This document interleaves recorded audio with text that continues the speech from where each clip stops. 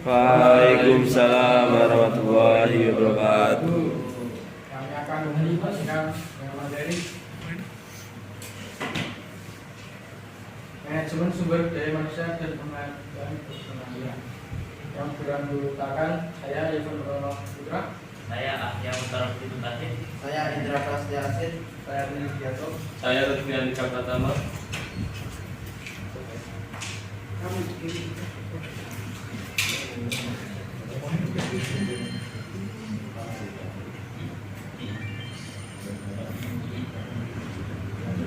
Pengertian manajemen sumber daya manusia. Manajemen sumber daya manusia adalah suatu proses menangani berbagai masalah pada ruang lingkup karyawan, pegawai, guru, manajer, dan tenaga kerja lainnya untuk dapat menunjang aktivitas dan tenaga kerja lainnya, untuk dapat menunjang aktivitas organisasi dan perusahaan demi mencapai tujuan yang telah ditentukan.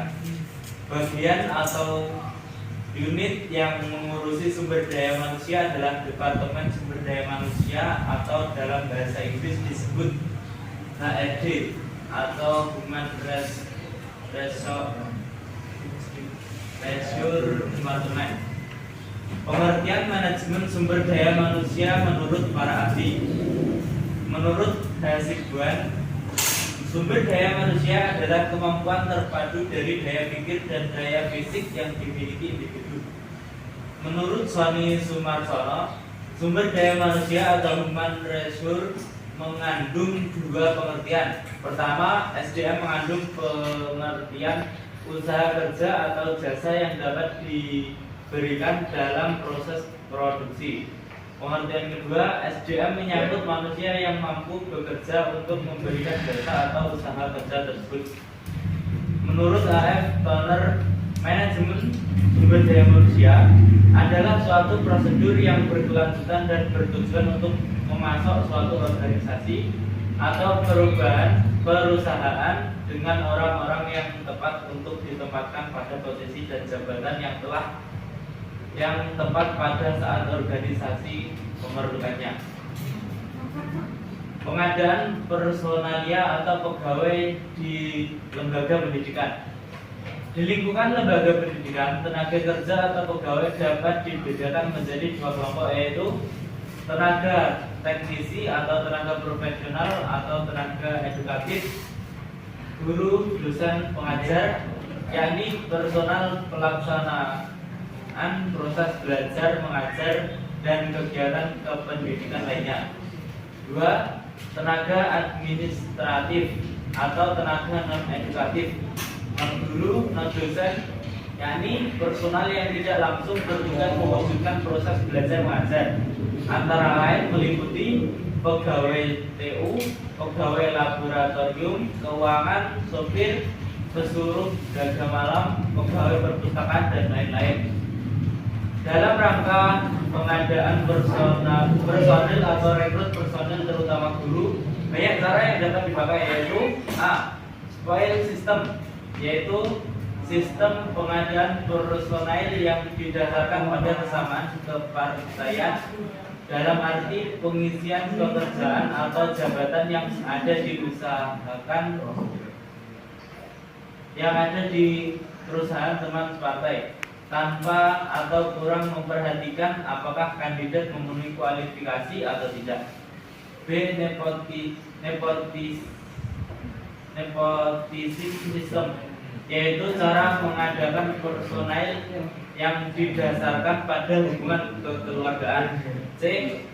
Merit system, yakni cara pengadaan personil berdasarkan kecakapan yang dimiliki. D. Career system, yakni cara pengadaan personil yang pada awalnya didasarkan pada kecakapan, sedang pada proses lanjut selain kecakapan pada masa kerja, loyalitas dan cara kerja lainnya turut mendukung. E. Sistem prestasi. Cara ini terutama berlaku bagi personil lama yang hendak naik pangkat atau hendak menduduki jabatan yang lebih tinggi. Kenaikan pangkat didasarkan pada kecakapan atau prestasi kerja yang dimiliki. Kecakapan dibuktikan dengan lulus ujian, sedang prestasi dibuktikan dengan melalui karya nyata.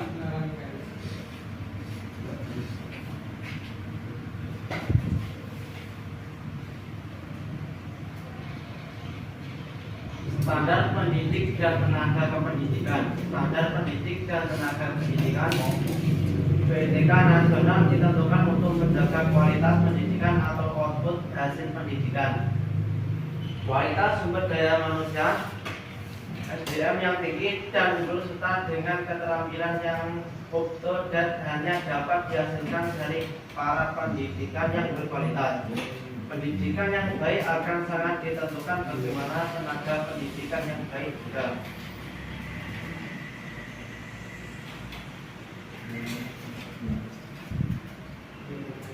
Standar isi. Pengertian standar isi. Standar isi adalah ruang lingkup materi dan tingkat kompetensi yang dituangkan dalam kriteria tentang kompetensi tamatan. Kompetensi bahan kajian, kompetensi mata pelajaran, dan silabus pembelajaran yang harus dipenuhi oleh peserta didik pada jenjang pada jenis pendidikan tertentu. Peraturan Pemerintah Nomor 19 Tahun 2005.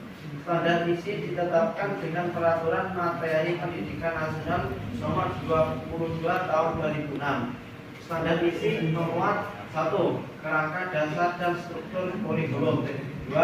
Standar kompetensi. 3. Standar kompetensi lulusan.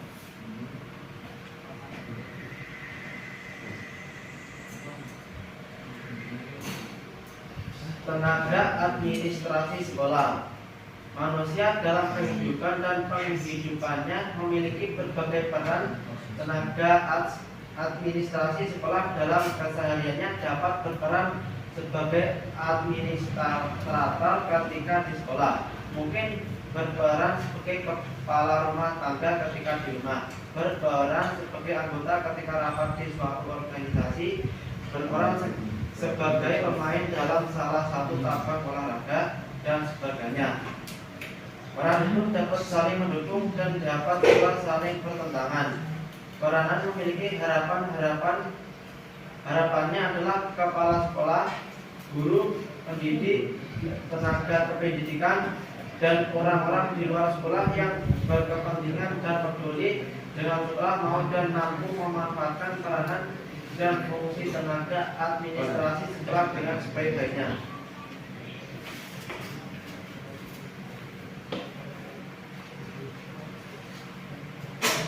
Peran tenaga administrasi sekolah. Peran tenaga administrasi sekolah erat hubungannya dengan otoritas formal yang diberikan oleh sekolah. Otoritas formal tersebut berupa tugas pokok dan fungsi tenaga administrasi sekolah. Kerja tenaga administrasi menurut kriteria meliputi penyampaian keterangan secara lisan dan pembuatan surat untuk menyurat dan laporan-laporan sebagai cara untuk meringkas banyak hal dengan cepat guna menyediakan suatu pembahasan fakta bagi tindakan kontrol dari pimpinan.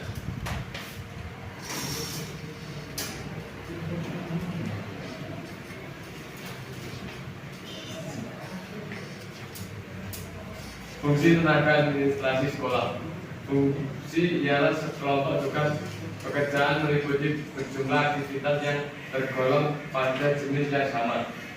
Berdasarkan sifat-sifatnya, pelaksanaannya atau karena merupakan satu urutan ataupun secara praktis saling tergantung satu sama lain. Fungsi dalam suatu organisasi dibedakan pada seorang petugas atau satuan tertentu sebagai tugas yang harus dilaksanakan. Etika profesi guru. Pengertian guru. Guru adalah semua orang yang berwenang dan bertanggung jawab terhadap pendidikan murid-murid baik secara individual maupun klasikal baik di sekolah maupun luar sekolah. Saat ini sosok guru sudah ikut terrenovasi. Guru dituntut untuk memiliki ilmu pengetahuan yang selalu berkembang atau mengikuti kemajuan zaman. Profesi keguruan. Salah satu profesi tertua di dunia yang melakukan adanya kepemimpinan, yaitu mengajar dan mendidik keterampilan.